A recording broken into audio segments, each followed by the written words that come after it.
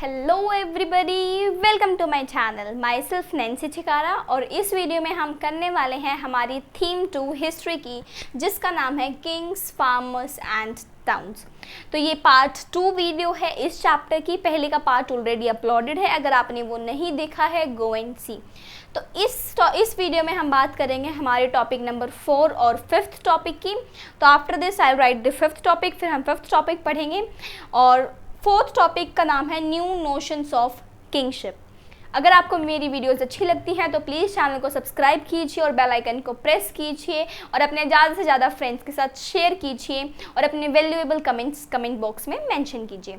अब हम बात करेंगे topic number 4 new notions of kingship की।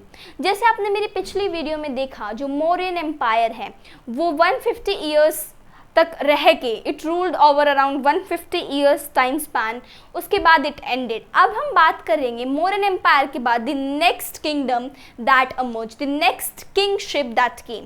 तो बेसिकली हम बात करेंगे chiefs and kings in the south की। तो ये हम बेसिकली साउथ की बात करने वाले हैं। अपने इंडिया में सदर्न रीजन में कौन से रूरल थे, कौन सा एम्पायर था, कौन से रूलर ने रूल किया था, कौन से चीफ थे। यूल सी इसमें एक वर्ड है चीफ। किंग तो आपको पता है, किंग का मतलब राजा। टॉपिक का नाम है chiefs and kings in the south. तो चीफ क्या होता है? किंग मतलब राजा। तो हम बात करेंगे अभी चीफ के बारे में कि चीफ क्या होता है। चीफ एंड चीफडम्स की बात करेंगे। तो चीफ एक पावरफुल पर्सन होता है। तो दैट में नॉट बी हेरिडिटरी, मतलब जरूरी नहीं है कि अगर किसी के फादर चीफ हैं तो उसका सन भी चीफ हो, कि अगर कोई सन चीफ है तो जरूरी नहीं कि उसके फादर भी चीफ रहे हों। तो दैट्स अ पावरफुल पर्सन और ये मे और मे नॉट बी हेरिडिटरी, मतलब जरूरी नहीं कि हेरिडिटरी बेसिस पे ही होगा। जैसे आप देखते हो किंग्स में क्या होता है, राजा का बेटा ही राजा बनता है, पर लेकिन चीफ्स में ऐसा नहीं है। They were the powerful person and they were not based on the hereditary. हम बात करेंगे जो चीफ है, इन्हें सपोर्ट कहाँ से मिलता था? किन फॉक से, अपनी फैमिली मेंबर से इन्हें सपोर्ट मिलता था। एंड इवन उसके बाद जो ये चीफ है तो ये क्या करते थे, इनका काम क्या होता था, ये पावरफुल पर्सन क्यों थे, क्या वैल्यू थी इनकी, क्या वर्क करते थे। So they used to perform special rituals. तो जो कुछ रिचुअल्स होते हैं, एक्टिविटीज़ होती हैं, जो स्पेशल एक्टिविटीज़ होती है तो उनमें इन्हें बुलाया जाता था और चीफ परफॉर्म करते थे। जो लीडरशिप है वॉरफेयर में, जब भी वॉरफेयर होता था तो उसे लीड करते थे चीफ। तो चीफ्स उसके हेड होते थे और कोई भी वॉरफेयर होती थी। एंड आर्बिट्रिंग डिस्प्यूट, तो कोई भी डिस्प्यूट होता था तो उसे सॉल्व करने में जो चीफ है वो आगे रहते थे। अब एक बात करें तो आप कहोगे ज़्यादातर चीफ के जो फंक्शन हैं they are matching with the king, but नहीं। जो चीफ है उन्हें गिफ्ट्स मिलते थे, अपने सबऑर्डिनेट से उन्हें गिफ्ट्स मिलते थे। वहीं पे आपको देखो तो किंग्स टैक्स कलेक्ट करते हैं अपनी प्रजा से, वहीं पे जो चीफ है उन्हें गिफ्ट्स मिलते थे। और इनके पास ना ही कोई रेगुलर आर्मी थी और ना ही ऑफिशियल्स थे। जैसे आप देखते हो किंग के पास बहुत सारे ऑफिशियल्स होते हैं अपने उसमें किंगडम में, वहीं पे चीफ के पास कोई रेगुलर आर्मी या फिर कोई ऑफिशियल्स नहीं होते थे। अब जो किंग जिस एरिया में रूल करेगा दैट इज किंगडम, और जहाँ चीफ करेगा उसे हम बोलेंगे चीफडम्स। आई होप आपको चीफ के बारे में बिल्कुल अच्छे से समझ आया होगा कि चीफ क्या है। तो अब चलो शुरू करते हैं अपना टॉपिक। अब मैंने आपको बताया कि मौर्यन एम्पायर एंड हो गया, तो उसके बाद जो नेक्स्ट किंगडम के बारे में पढ़ेंगे तो कहाँ पे ये Deccan and the south India. तो डेक्कन एंड साउथ इंडिया की हम बात करेंगे कि वहाँ पे किस किस ने रूल किया, कौन कौन से रूलर ने रूल किया, and about them will study everything. सबसे पहली बात, कुछ चीफडम हैं जिनके बारे में चोलास, चेरास एंड दी पांड्यास। आपने नाम सुने होंगे पहले कहीं पे, चोलास, चेरास, पांड्यास। तो ये काफ़ी प्रॉस्परस चीफडम्स थे। चीफडम्स मतलब कि इन्हें कौन रूल करता था? चीफ रूल करते थे। तो जो ये है हमें कहाँ से पता चला? मैंने आपको हमेशा बोलती हूँ हिस्ट्री में सोर्सेज बहुत इंपॉर्टेंट है कि आपको इस बारे में कहाँ से पता चला। तो हमें तमिलकम से पता चला है। तमिलकम एक टेक्स्ट है जहाँ से हमें पता चला अबाउट दीज 3 चीफडम्स। तो ये काफ़ी इंपॉर्टेंट चीफडम्स है, काफ़ी प्रॉस्परस चीफडम्स है। और ये जो चोलास, चेरास, पांड्यास है तो ये किस रीजन में थे? Basically they were in the Kerala, Tamil Nadu and Andhra Pradesh. तो आंध्र प्रदेश, केरला एंड तमिलनाडु में ये बेसिकली उस रीजन में ये होते थे चीफडम। अब हम बात करेंगे सोर्सेस की, कि हम जो चीफडम है जो हम ये सब बात करने वाले हैं इस पूरे चैप्टर में, मतलब इस पूरे टॉपिक में सॉरी, तो वो हम कहाँ से पढ़ेंगे, क्या सोर्सेज है। Number 1 is early Tamil Sangam text, और ये ही काफ़ी इंपॉर्टेंट है। आपका 1 मार्कर क्वेश्चन आता है what is the source for knowing about the chiefdom या फिर knowing about the kingdoms in the south, तो आपको लिखना है तमिल संगम टेक्स्ट। और मेरे बोर्ड में भी एक क्वेश्चन आया था MCQ में, जिसमें से एक ऑप्शन तमिल संगम टेक्स्ट था एंड इट वाज करेक्ट। तो ऑप्शन में तमिल कम भी था और भी कई ऑप्शन थे, but the best and the correct answer was Tamil Sangam text. तो ये सोर्स है, अगर आप डेक्कन और साउथ इंडिया की हिस्ट्री को पढ़ना चाहते हो तो तमिल संगम टेक्स्ट से हमें पता चला है। तमिल संगम टेक्स्ट में कुछ पोएम्स हैं, I written here pause sorry. तो इसमें कुछ पोएम्स हैं तमिल संगम टेक्स्ट में, जिसके कारण हमें पता चलता है अबाउट दीज चीफडम्स। हम उनसे एनालाइज करते हैं और हम इंफॉर्मेशन निकालते हैं। अब हम बात करेंगे सतवाहनास की। सतवाहनास ने रूल किया सिरका 2 BC टू सिरका 2 CE। आपको टाइम पीरियड जरूर याद रखना है, हिस्ट्री में कभी भी आएगा। तो ये भी है, हमारी जो टीचर हैं ज़्यादातर पूछती थी क्वेश्चन कि Satavahanas who were the Satavahanas. तो Satavahanas ruled in this period, आपको पता होना चाहिए। और कौन से पार्ट में रूल किया इन्होंने? Western and the central India. ये 1 मार्कर क्वेश्चन भी आता है कि who ruled over the western and central India या फिर what was the region of the Satavahanas. तो आपको पता होना चाहिए वेस्टर्न एंड सेंट्रल इंडिया। आपको टाइम पीरियड भी पता होना चाहिए। अब हम बात करेंगे शाकास की। शाकास जो थे ये सेंट्रल एशियन ओरिजिन था इनका, मतलब सेंट्रल एशियन ओरिजिन से ये आए थे और इन्होंने रूल किया था north western and western part. North western and western, इन्होंने किया था वेस्टर्न एंड सेंट्रल। तो north western and western and central. तो आपको ये पता होना चाहिए कि किसने किस पार्ट में रूल किया था। जो शाकास है ये अपना रिसोर्सेज जो है, रेवेन्यू जो है, वो लॉन्ग डिस्टेंस ट्रेड से लेते थे। अब आप सोचोगे सतवाहनास का हमें ओरिजिन नहीं पता चला, तो जो सतवाहनास है आप चैप्टर नंबर 3 में पढ़ोगे सतवाहनास के बारे में कि जब वो पावर पे आए तो वो अपने आप को कुछ और बताने लगे कि हम किसी और उस सोशल बैकग्राउंड से हैं। तो सतवाहनास के बारे में इसलिए मेंशन नहीं है, चैप्टर 3 में आपको पता चलेगा। बट इस चैप्टर के लिए आपको पता होना चाहिए जो शाकास है they are of the central Asian origin. तो इसके साथ हमारा टॉपिक 4.1 कंप्लीट होता है। अगर आपको इस टॉपिक में थोड़ा सा भी डाउट है तो आप कमेंट कर सकते हो, I will surely reply and clear your doubt. अब हम बात करेंगे टॉपिक 4.2 की, जिसका नाम है डिवाइन किंग्स। डिवाइन किंग्स, अब आपको नाम से पता चलेगा the powerful king, the famous king, the popular king. तो इसके बारे में हम बात करेंगे कि जो किंग होते थे उनका हाई जो स्टेटस होता था वो कैसे होता था। आपको पता है किंग काफ़ी पॉपुलर होता है अपनी प्रजा में, तो वो उनके लिए कुछ टेक्निक्स यूज़ करते हैं ताकि वो अपनी प्रजा में पॉपुलर रहें। तो जो किंग्स हैं वो अपना हाई स्टेटस कैसे बनाते थे, अपना हाई स्टेटस कैसे मेंटेन करते थे विद द डाइटीज़। तो वो कहते थे कि हम भगवान से रिलेटेड हैं, तो वो अपने आप को डाइटीज़ से रिलेट करते थे and they were claiming themselves the high status. तो अब हम बात करेंगे, इसका एक एग्जांपल है कुशानास का। मैंने आपको बताया जो किंग्स होते थे वो अपना हाई स्टेटस मेंटेन करने के लिए अपने आप को डाइटीज से लिंक करते थे। तो इसका बेस्ट एग्जांपल कुशानास ने दिया है। कुशानास किंग थे, रूलर थे। इन्होंने रूल किया था between 1st century BC to सिरका 1st सेंचुरी CE। तो आपको टाइम पीरियड हमेशा पता होना चाहिए। तो सिरका 1st सेंचुरी BC से लेकर सिरका 1st सेंचुरी CE तक कुशानास ने रूल किया था। और जो कुशानास थे इन्होंने किस पार्ट में, इनका काफ़ी वास्ट एम्पायर था। इन्होंने रूल किया था from central Asia to north west India. तो इस रीजन में इन्होंने रूल किया था, इसमें इनका एम्पायर था। जो अब मैं आपको बताऊं जो कुशानास हैं इनके बारे में हमें कैसे पता चला है। इनके बारे में हमें पता चला through coins and sculptures.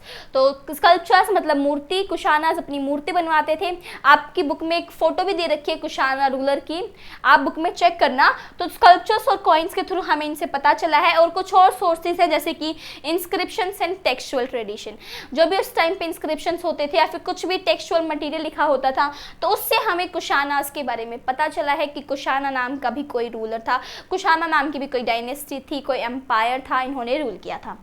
Okay, तो कुशानास मैंने बोला ये हाई स्टेटस क्लेम करते थे bye linking themselves with the deities. तो कैसे करते थे, भगवान से ही अपने आप को कैसे लिंक करते थे।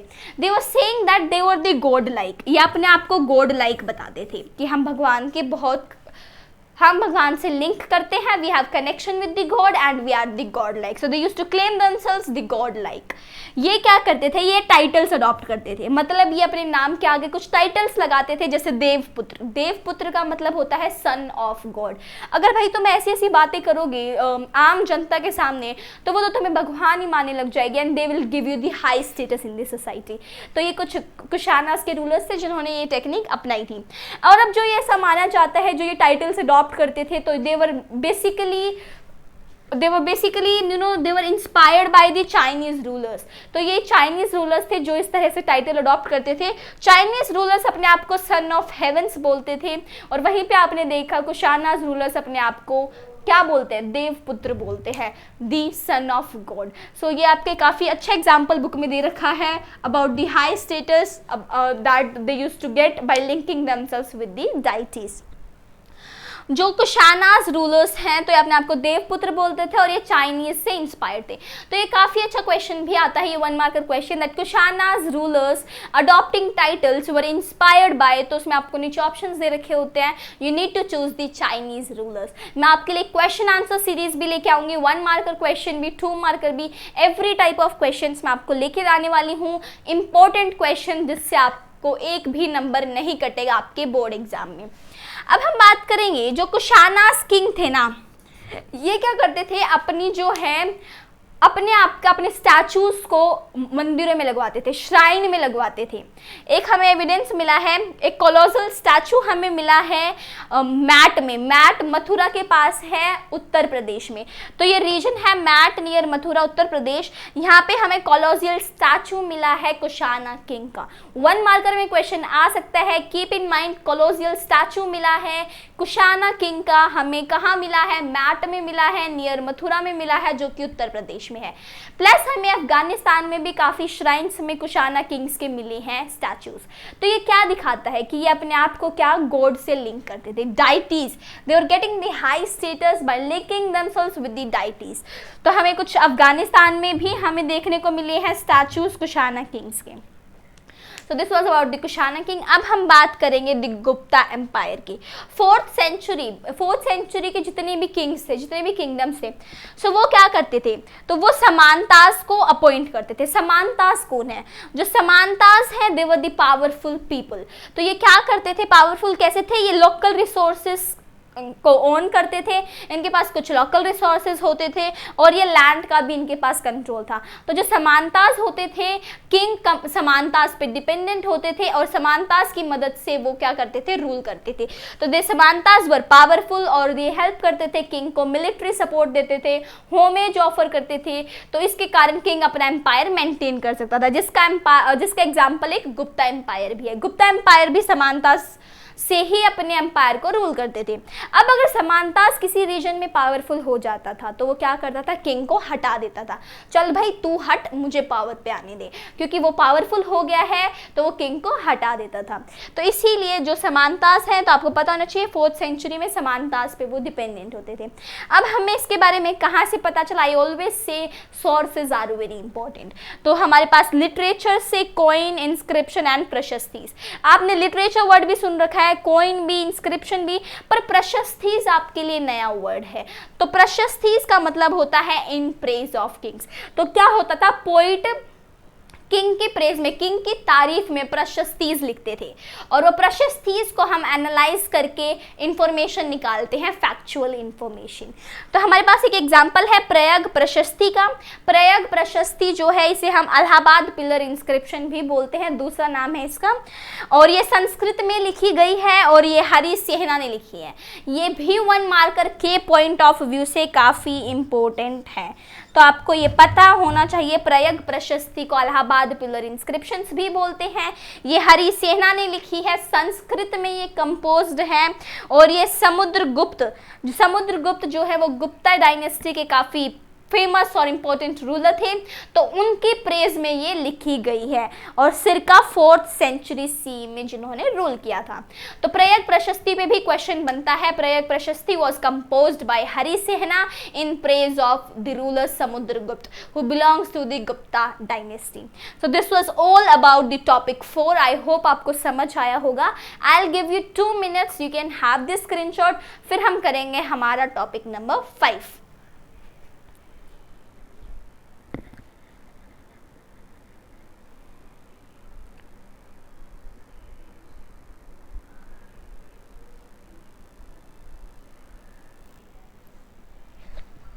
आई होप आपने स्क्रीनशॉट ले लिया होगा। तो अब हम करते हैं अपना topic number 5, a changing country side. 5.1 topic है पॉपुलर परसेप्शंस ऑफ किंग्स। अब हम बात करेंगे इस टॉपिक में कि जो किंग है उसके बारे में जो ऑर्डिनरी पीपल है, नॉर्मल लोग हैं, वो क्या सोचते थे।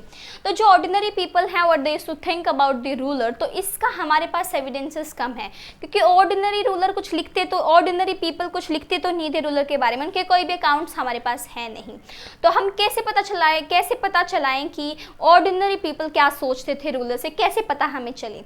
तो वो हमें पता चलता है, जो हिस्टोरियंस हैं तो वो क्या करते हैं, वो स्टोरीज को एनालाइज करते हैं, जो कि एंथोलॉजीज की स्टोरी है, जैसे कि जटाकास और पंचतंत्रा, आपने पढ़ी भी होंगी, जटाकास टेल्स, पंचतंत्रा स्टोरीज। तो इन स्टोरीज ये उस टाइम पे भी लिखी जाती थी। तो इन स्टोरीज को एनालाइज करके हिस्टोरियन ट्राई करते हैं कि जो ऑर्डिनरी पीपल है उनका पता चल पाए कि वो क्या सोचते हैं अबाउट द किंग। जो ये जटाकास और पंचतंत्र की स्टोरीज थी, ये ऑर्डिनरी पीपल लिखते थे। पहले ये ओरल टेल्स होती थी, जटाकास और पंचतंत्र की जो कहानियां हैं पहले वो बाय माउथ सुनाई जाती थी, ओल्ड पीपल सुनाते थे अपने बच्चों को, सन को, या फिर ग्रैंड सन, ग्रैंड डॉटर को। फिर उसके बाद धीरे धीरे ये ओरल टेल्स को लिखने लग गए, और जिन्हें हम बोलते हैं जटाकास एंड पंचतंत्रा। जटाकास को पाली में लिखा गया है 1st मिलेनियम सेंचुरी में। अब हम बात करें तो अब आपको इन्हें एनालाइज करके हिस्टोरियंस, जटाकास टेल को, एंथोलॉजीज की स्टोरीज को, तो हम पता लगा सकते हैं कि ऑर्डिनरी पीपल रूलर के बारे में क्या सोचते थे। इसका एक एग्जांपल है गंदा टिंडू जटाका। ये एक टेल है, इसमें बता रखा है plight of a wicked king, plight of the subject of a wicked king. तो इसमें क्या बता रखा है कि एक किंग जाता है अपनी प्रजा में और वहाँ पे जाके देखता है कि what the people think about him. तो वो जाता है तो वो देखता है कि जो पीपल है they are complaining about him कि the king is very bad. तो वो क्या बोलते हैं कि रात को तो हमें रॉबर्स लूटने आते हैं, दिन में हमारे पास टैक्स कलेक्टर आते हैं। तो the people were not happy with the king. तो इस स्टोरी में ऐसा बता रखा है, जो भी ये क्या करते हैं, किंग जाता है अपने प्रजा के पास, जानना चाहता है लोग उसके बारे में क्या सोचते हैं। तो they were complaining about the king, about the miseries. वो बताते हैं रात को तो उन्हें रॉबर्स लूटते हैं, दिन में उन्हें टैक्स कलेक्टर लूटते हैं। तो उसके बाद जो इस स्टोरीज में कौन इंक्लूडेड है, about cultivators, herders, artisans, workers, king, तो सभी इसमें है, मतलब जो भी पूरी सोसाइटी होती थी किंग की वो सभी इसमें इंक्लूडेड है। तो किंग जाता है और वहाँ पे देखता है ये सब। अब वो लोग क्या करते हैं इन प्रॉब्लम से बचने के लिए, अब कि टैक्स कलेक्टर है, वहीं पे रॉबर्स हैं, तो क्या करते हैं लोग, एस्केप हो जाते हैं फॉरेस्ट में, वो भाग जाते हैं और फॉरेस्ट में जाके छुप जाते हैं। तो ये बता रखे गंदा टिंडू जटाका टेल में। तो इससे हम एनालाइज कर सकते हैं that the relation between the king and the people there, the ordinary people there. तो ये शो करता है। तो ऐसे क्या करते थे वो, एंथोलॉजीज की स्टोरीज को एनालाइज करते थे historian to know about the what ordinary people think about the ruler. तो इसके साथ हमारा 5.1 टॉपिक खत्म होता है। अब करते हैं 5.2 स्ट्रैटेजीज फॉर इंक्रीजिंग प्रोडक्शन। अब इस टॉपिक में हम बात करेंगे कि एग्रीकल्चर में बेसिकली क्या क्या करा गया कि ताकि प्रोडक्शन इंक्रीज हो। नंबर 1, उन्होंने क्या करा, दे शिफ्टेड टू, जो पीपल थे they started doing ploughing agriculture. Plough agriculture करने लगे। प्लो एक टूल है जिसकी मदद से हम सॉइल को टिल्ट कर सकते हैं। तो प्लो एग्रीकल्चर वो करने लगे। कौन से रीजन में वो करते थे, गंगा और कावेरी के प्लेन में, गंगा और कावेरी के वैली रीजन में ये करते थे प्लो एग्रीकल्चर। अब जिन्होंने आयरन प्लो शेयर बनाया, आयरन का प्लो बनाया, और उसके कारण क्या हुआ, इनकी प्रोडक्शन इंक्रीज हुई। और ये किसके लिए यूज होता था, टू टिल्ट द सोइल, जैसे मैंने आपको बताया सोइल को टिल्ट करने में यूज होता था। पैडी, पैडी का मतलब राइस होता है, तो पैडी की प्रोडक्शन इंक्रीज करी लोगों ने उस टाइम पे with the help of transplantation. Transplantation का मतलब क्या होता है, पहले सैपलिंग्स को बना एक जगह पे करते थे सैपलिंग्स, फिर उन्हें उठा के दूसरी जगह पे करना। So it was very back breaking work for the workers, क्योंकि इसमें पहले सैपलिंग्स लगाओ फिर उन्हें ट्रांसप्लांट करो, बट इसके कारण पैडी की काफ़ी प्रोडक्शन इंक्रीज हुई। जो प्लो शेयर है इसका यूज काफी लिमिटेड था कुछ पार्ट में, जैसे कि semi arid area Punjab and Rajasthan, तो वहां पे plough share till 20th century use नहीं किया गया। तो मतलब कि जो प्लो शेयर है दैट वाज डिस्ट्रीब्यूटेड अनइवनली। जो हिली रीजन है जैसे कि नॉर्थ ईस्टर्न और जो सेंट्रल पार्ट है, तो वहाँ पे हो एग्रीकल्चर होता था, तो वहाँ का टेरेन, वहाँ का क्लाइमेट ऐसा था, तो उसके कारण वहाँ पे हो एग्रीकल्चर होता था। और वहीं पे इरिगेशन में भी काफ़ी, अब इरिगेशन स्ट्रॉन्ग होगा तो ऑफकोर्स एग्रीकल्चर अच्छा होगा और प्रोडक्शन अच्छा होगा, तो वहाँ पे इरिगेशन भी होता था वेल्स और टैंक्स की मदद से। कैनाल्स हमें कम देखने को मिले हैं, तो इसके बारे में हमें इंस्क्रिप्शंस में मेंशन्ड है, किंग मेंशन करते थे इंस्क्रिप्शंस में अबाउट द वेल्स, अबाउट कि मैंने इतने वेल बनाए एंड ऑल। तो ये था हमारा इंक्रीजिंग प्रोडक्शन की स्ट्रैटेजीज की, कैसे प्रोडक्शन को इंक्रीज किया जाए। अब हम बात करेंगे हमारे टॉपिक 5.3 की, जिसका नाम है डिफरेंसेस इन रूरल सोसाइटी। तो इसमें हम बात करेंगे कि जो सोसाइटी थी तो क्या उसमें कोई डिफरेंस था, रिच पुअर एंड ऑल। तो सबसे पहले रूरल सोसाइटी की बात हो रही है, तो मतलब बेसिकली रूरल में क्या ऑक्यूपेशन होती है, एग्रीकल्चर, तो हम बेसिकली इसे एग्रीकल्चर की टर्म में ही पढ़ेंगे। जो प्रोडक्शन है ना, हमने देखा प्रोडक्शन इंक्रीज हो गई थी बाय यूजिंग दीज स्ट्रैटेजीज, पर जो उसका बेनिफिट था वो अनइवन था, अनइवन बेनिफिट था, क्योंकि कहीं पे हो एग्रीकल्चर हो रहा है। और आपने देखा पंजाब और राजस्थान में तो टिल 20th सेंचुरी उन्होंने प्लो शेयर यूज ही नहीं किया, तो जो बेनिफिट था इस प्रोडक्शन का दैट वाज अनइवन। अब हम बात करेंगे स्टोरीज हैं बुद्धिस्ट ट्रेडिशन में, बुद्धिस्ट ट्रेडिशन में कुछ स्टोरीज लिखी हुई हैं जिसमें उन्होंने बताया है डिफरेंस इन पीपल, कि मतलब जो एग्रीकल्चर सेक्टर है उसमें कितने टाइप की डिफरेंट ऑफ पीपल होते हैं। मतलब कि एग्रीकल्चर, हम बोलते हैं कि एग्रीकल्चर एक फील्ड है, पर एग्रीकल्चर में भी कई तरह के वर्कर होते हैं, we will see. Number 1 is landless agricultural labor, जिनके पास लैंड नहीं होती। Second is small peasants, third is large land holders. तो ये डिफरेंट क्लास हो गई विद इन एग्रीकल्चर, ये हमें बताया है बुद्धिस्ट ट्रेडिशन ने। तो जो हमारा सेकेंड और जो थर्ड क्लास है, स्मॉल पीजेंट्स और लार्ज लैंड होल्डर्स, इन्हें हम बोलते हैं गहापति। ये 1 मार्कर क्वेश्चन में आ सकता है, हु आर दी गहापति। तो gahapatis are the small peasants and the large land holders, you can say small and the large land holders को हम बोलते हैं गहापति। और ये गहापति वर्ड पाली टेक्स्ट में यूज किया गया है और उसमें इन्हें गहापति बताया गया है। वहीं पे हमारे पास कुछ अर्ली तमिल लिटरेचर या फिर संगम टेक्स्ट भी हैं, जिसमें हमें लार्ज लैंड ओनर्स, जिनके पास लार्ज लैंड है, उन्हें वेलार बताया गया है। जो प्लो शेयर है, जो प्लॉइंग करते हैं, उन्हें उजहावर बताया गया है। वहीं पे जो स्लेव्स हैं उन्हें आदिमई बताया गया है। तो एक क्वेश्चन आता है, मेरे भी पेपर में आया था जब मैं 12th में थी, बोर्ड में नहीं, प्री बोर्ड्स में, स्कूल में। तो यू नीड टू नो कि अर्ली तमिल लिटरेचर ने कैसे डिवीजन किया है। लार्ज लैंड ओनर्स को नेम्ड वेलास, प्लो शेयर को दे नेम्ड उजाहावर एंड स्लेव्स को दे सेड दी आदिमई। तो ये डिफरेंसेस थे रूरल सोसाइटी में। आप देख सकते हो क्या क्या डिफरेंसेस हमें देखने को मिले हैं।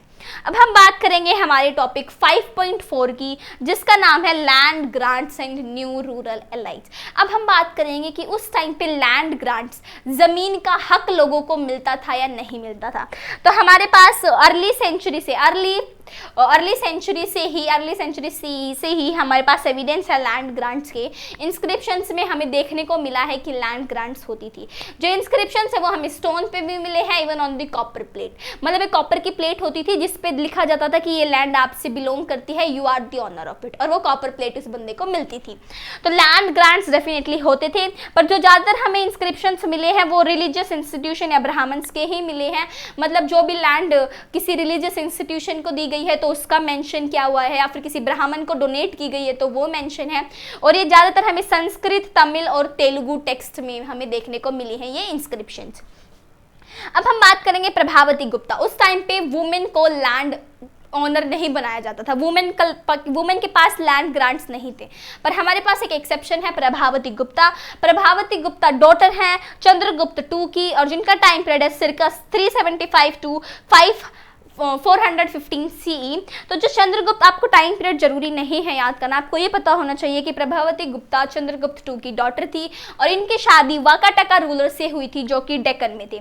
ये डेक्कन के रूलर थे वाकाटकास। तो प्रभावती गुप्ता को डॉरी में मैरिज के टाइम पे लैंड ग्रांट दिया गया था। तो इनके जो फादर है चंद्रगुप्त टू, तो इन्होंने लैंड दी थी उस टाइम पे अपनी डॉटर को, मतलब ये लैंड ओन करती थी। और उस टाइम पे ब्राह्मण्स के अकॉर्डिंग वुमेन के पास लैंड राइट्स नहीं होना चाहिए, but she was the exception. आपको पता होना चाहिए Prabhavati Gupta is the exception for this. और आपको अगले चैप्टर में बहुत कुछ पढ़ने को मिलेगा अबाउट प्रभावती गुप्ता। उसके बाद जो डोनेशन होती थी वो वेरी करती थी, कई बार लार्ज लैंड का पीस देते थे, कई बार स्मॉल। तो donation vary from small to large. वहीं पे जो लैंड ग्रांट्स होते थे ना, कई अब अग्रहा, पहले मैं आपको अग्रहा के बारे में बताती हूँ। अग्रहारा का मतलब है land grant given to the Brahmins. तो अग्रहारा 1 नंबर के क्वेश्चन में आ सकता है, 1 मार्कर में आ सकता है, व्हाट इज अग्रहारा।